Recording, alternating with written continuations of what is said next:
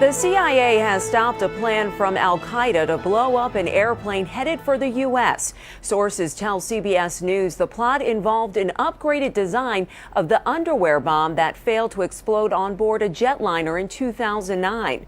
The bomb is now being examined by the FBI. Joining us from Washington, D.C. is Juan Zarate, CBS News national security analyst. Good morning, Juan. Good morning, Danielle. And how is the CIA able to foil this new terror plot? Well, part of it is the interactions with counterparts around the world. CIA has built deep ties with counterpart intelligence services in the Middle East. And recall that the two prior plots coming out of Yemen have been looked at and worked by counterpart intelligence services, including the Saudi intelligence services. So those kinds of relationships matter a great deal, and the front-end intelligence work allows this kind of disruption. Now, this device is said to be more sophisticated than the one used in 2009. How is this different from that one? Well, it's not yet clear. We're not getting details from the FBI. They're being purposely circumspect as they look at the technology. But what we know is that it's likely a refinement of that underwear bombing technology. We know that the bomber is Ibrahim al-Asiri, the master bomber whose handiwork has been behind the underwear plot, the package plot, and who is wanted by U.S., Yemeni, and Saudi authorities. This guy is a real danger, and it's his handiwork and the training that he's doing with other bomb makers that really has American counterterrorism officials worried. And what about Fahd al-Qusso, a terror suspect recently killed in a drone attack? He's believed to have played a part in this plot. How is he involved?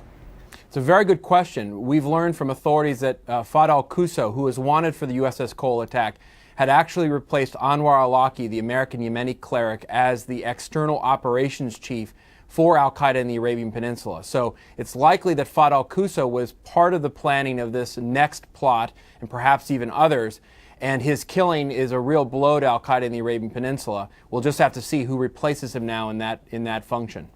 Now, how do officials know this plot was not tied to the anniversary of bin Laden's death? The White House said at the time they did not know of any threat related to the anniversary of his death, Juan. Well, authorities are telling us that they don't think the plot was tied to the anniversary. I think that's likely due to the fact that they watched the trajectory of the plot. They probably are aware of communications and other things that signaled that this was tied more to the capabilities of the plot itself and the plotters versus any particular date. And I think the White House was being cautious probably about how it was talking about this. Even though it knew the threat was out there, it probably had a sense that it was under control, and so felt comfortable saying there wasn't a known threat out there around the anniversary. Does this failed scheme say anything about the current state of al-Qaeda? Well, I think this follows the trajectory that we've seen over the past 2 years, which is the rise of the al-Qaeda affiliates as being a central counterterrorism problem for the U.S. It's no longer necessarily al-Qaeda core, the group that has historically been led by Osama bin Laden and Ayman al-Zawahiri, that is a core threat to the U.S. Instead, you have this group in Yemen that is proving to be very adaptive, very dangerous, and has tried to hit the United States now multiple times. And that's why you've seen American officials not only talk more about the group, but expend more resources in targeting individuals like Fahd al-Qusso in Yemen. So what will the FBI do now that they have this device in their hands? Well, a couple things. The technicians will look at it to look at the component parts, to draw forensics out of it, to make sure that they understand where it likely came from.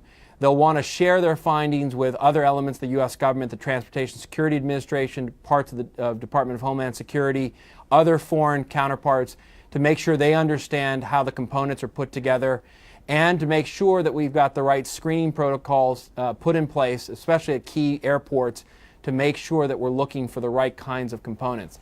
This is difficult, though, because this bomb maker is doing everything possible to create devices that evade existing and known security protocols.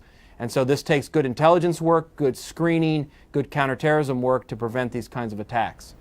All right. Thank you very much for your insight, Juan. Juan Zarate, CBS News national security analyst. Thank you. Thanks, Danielle.